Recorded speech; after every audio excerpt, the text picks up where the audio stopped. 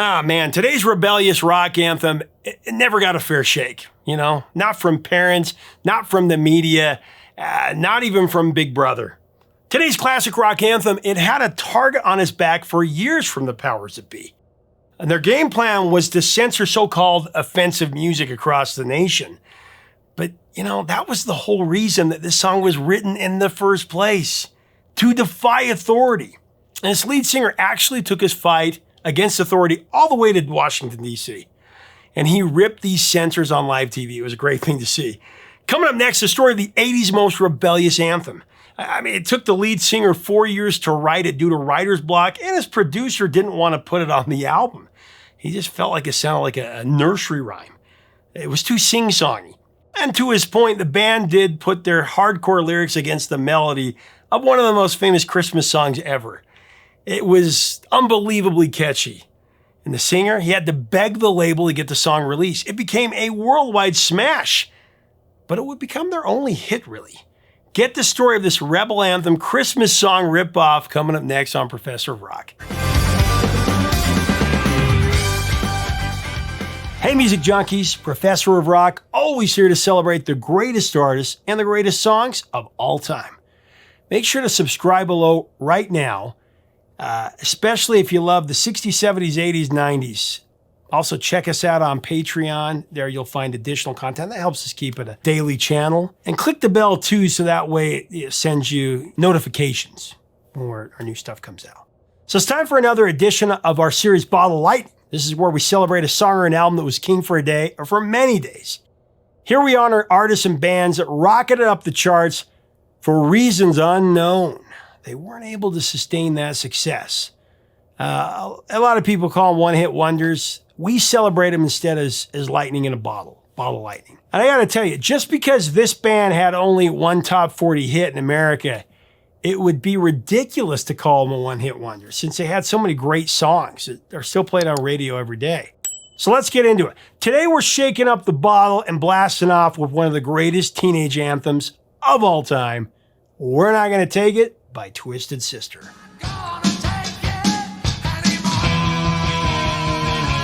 A product of New York City's 70s glam rock scene, Twisted Sister was founded in 1972 by John Segal, aka JJ French. Although primarily following in the footsteps of the New York Dolls, the band also drew inspiration from Kiss and also David Bowie.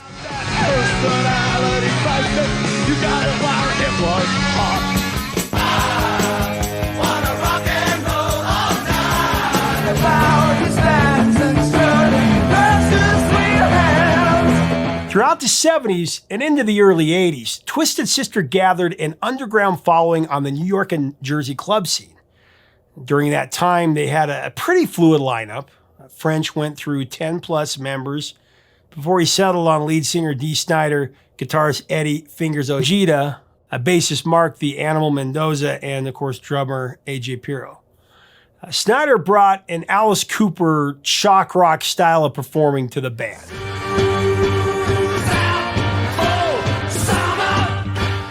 Really just what they needed.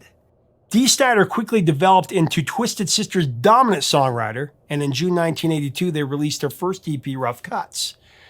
They followed this up with their first studio album, Under the Blade, that same year.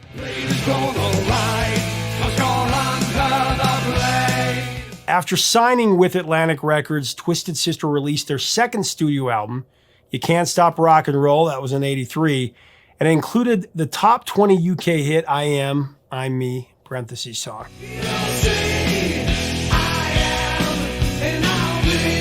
Their next album, 1984, Stay Hungry, would be their breakout, no doubt about it.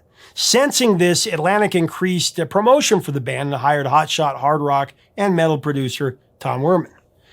But Werman and the band, especially Dee Snider, didn't see eye to eye. On the first day of production, Tom handed Dee a tape and said, "Here are some songs I think you should consider covering." Surprised, Dee asked Tom if he'd actually listened to the demo of their new songs. "Yeah, it's good," he said dismissively, "but I think you should listen to these songs." Now, confused, Dee checked out the tape. Listed on it were 3 songs by the UK heavy metal band Saxon.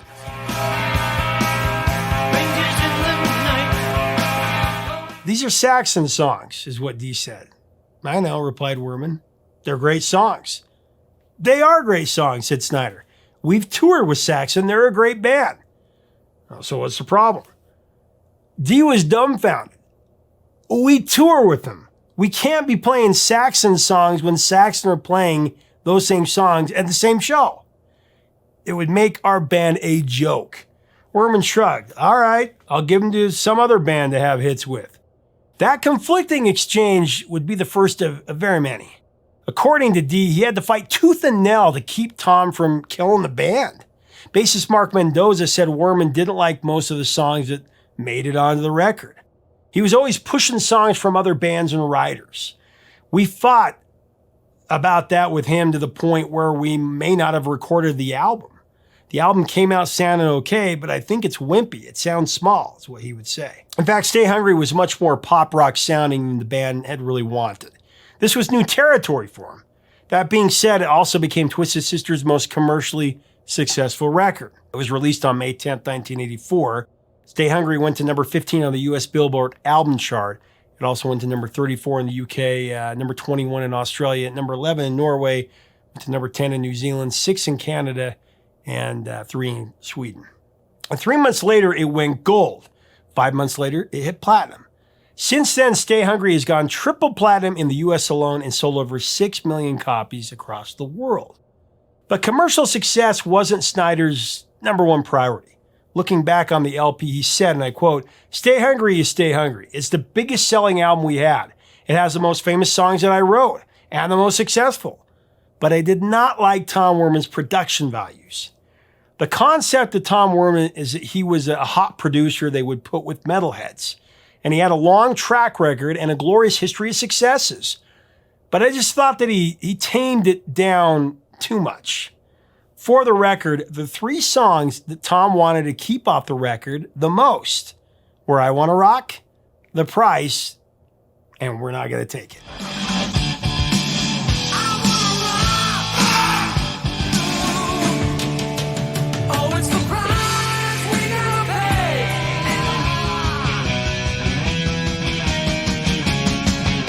Twisted Sister's biggest hits. As Dee tells it, Werman called We're Not Gonna Take It a nursery rhyme. He said it was too sing-songy, and Dee basically had to beg him to put it on the album, if you can believe that.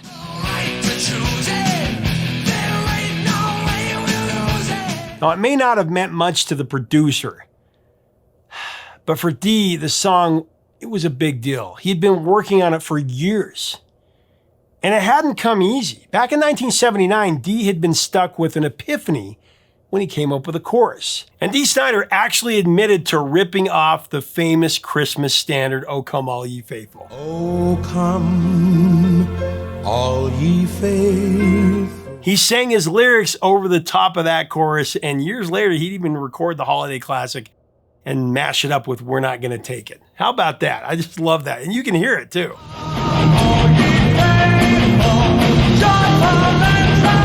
But that's as far as he got with it. He realized he had a killer hook on his hands, but he couldn't write any verses to go with it.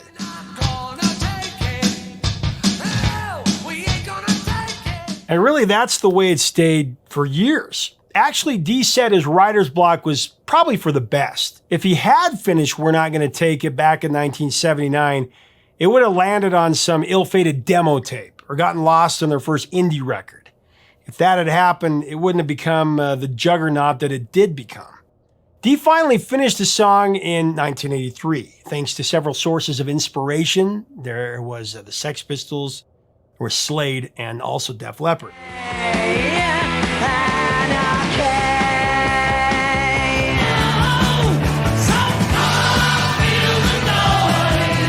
In fact, Def Leppard's Pyromania was the final piece that he needed. As he studied Mutt Lange's work on that album, Dee got a feel for the song structure that he wanted to create. And that was enough to help him write the rest of this song.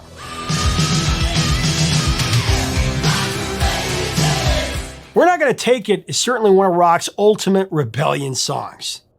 The lyrics fire warning shots back at parents, teachers, bosses, or really any authority figure wanting to lay down the law. It's the perfect teen anthem. This is our life. I remember it was my go-to song whenever I'd get sent to my room for, various atrocities, things from not eating my vegetables to, talking back.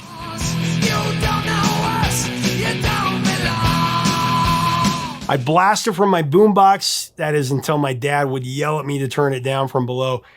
Actually, a few months ago, I got after my own 11-year-old for making a mess in the front room, and I sent him to his room. About 5 minutes later, I could hear, "We're not going to take it," blasting from his Amazon Echo.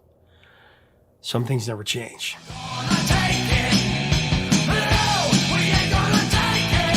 Twisted Sister's mix of hard-hitting stadium anthems or wild hair and glam rock makeup was exactly what MTV programmers were looking for. "We're Not Gonna Take It" would be an MTV game changer. Of course, the video classic, it features an angry father who comes into his son's room and yells at him for playing guitar. When he's done, he screams, Hey! What do you want to do with your life? The son's answer, "I want to rock." I want to rock. He then blasts his dad out the window with his guitar, and he transforms into Dee Snider.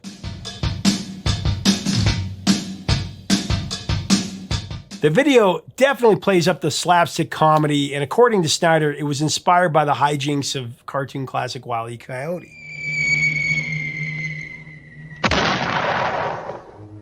Throughout the video, the father makes repeated attempts to get revenge on the band. But in the process, he gets thrown out a window, he gets knocked through a wall, and swings into the side of a house. And in true Looney Tunes fashion, he bounces back every single time. No worse for the wear. Though the video may seem cheesy now, back then, no one had done anything like it, which made it an MTV favorite, of course.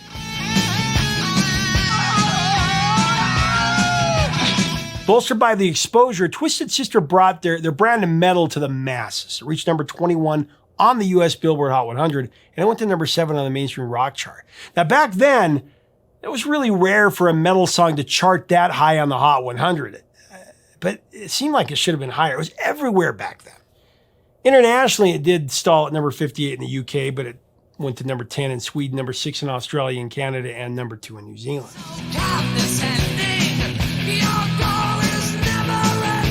However, the popularity of "We're Not Gonna Take It" as a teenage anthem would put a target on Twisted Sister's back. In fact, a year later, in May 1985, Tipper Gore, wife of Senator Al Gore, she launched an all-out assault on popular music. With 3 other Washington wives, she formed the infamous Parent Music Resource Center, or PMRC. Their stated mission was to educate parents about alarming trends in music, claiming that rock music glorified violence and drug use and suicide and crude language, the occult, criminal activity, and immoral sexual behavior. Their goal was to create a music rating system and ultimately censor any music they didn't like. In pursuit of these aims, the PMRC compiled a list of songs that they saw as the worst offenders. They were dubbed the Filthy 15. And making the cut for supposedly inciting violence was "We're Not Gonna Take It." The other metal and hard rock groups that were singled out were Judas Priest, AC/DC, Def Leppard, Black Sabbath. There was also Motley Crue.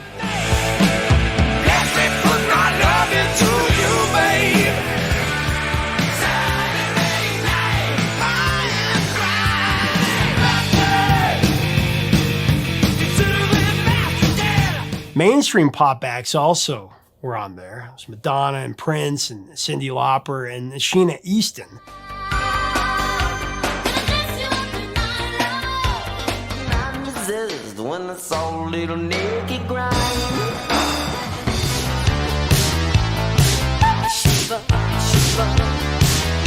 In response to the assault, Dee accepted an invitation to testify at a Senate hearing on September 19, 1985.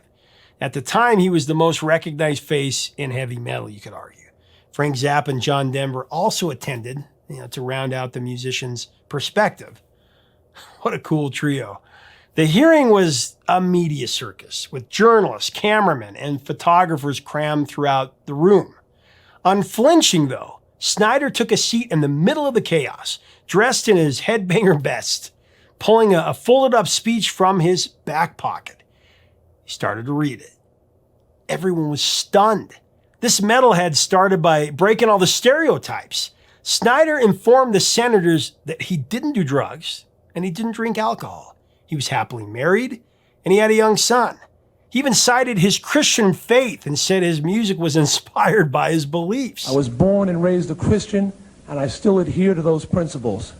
Believe it or not, I do not drink, I do not smoke, and I do not do drugs. Dee spoke on the topics of lyrical interpretation, rushing to judgment, parental responsibility, and he challenged the panel to show him where in the lyrics his songs advocated for violence.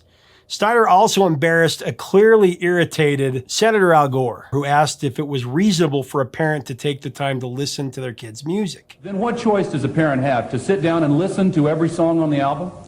Well, if they're really concerned about it, I think that they have to. Dee responded that being a parent is not a reasonable thing, and sometimes it can be inconvenient. Expect parents to do that? Being a parent isn't a reasonable thing. It's a very hard thing. Said Dee, it's my job as a parent to monitor what my children see, hear, and read during their preteen years. The full responsibility for this falls on the shoulders of my wife and I. The full responsibility for this falls on the shoulders of my wife and I. Because there's no one else capable of making these judgments for us. Parents can thank the PMRC for reminding them that there is no substitute for parental guidance. But that is where the PMRC's job ends. End of quote. No substitute for parental guidance, but that is where the PMRC's job ends. Sadly, the senators had already made up their minds, and Snider's words would fall on deaf ears. After leaving the hearing, a reporter stuck a microphone in his face and asked, "Dee, how do you feel?" His response was telling. Dirty. I am not, however, a fan of Twisted Sister, and I will readily say that. From there, the news media did what they always do, what they do best, spin the truth. Dee felt completely misrepresented and realized his appearance was really just a formality. From then on, Dee became the poster boy for everything that was supposedly wrong with heavy metal. And Twisted Sister became that one metal band every misinformed parent knew about, really. Okay, son, you can listen to those Iron Maidens, but not those Twisted Sisters. You know, that's what would follow. Heard it myself firsthand. Tipper stickers also started showing up on albums after that, and a lot of retailers refused to sell any album with a label. Some limited sales to adults only. Others hid them under the counter. It was a big win for political grandstanders and a painful loss for the First Amendment, let's just say that. Ultimately, though, the censorship only made kids want to get their hands on these albums even more. I know I did. Ironically, in years to come, we're not going to take it, and the follow-up single, I Want to Rock, would become two of the most licensed heavy metal songs in history. If that's your best, your best won't do.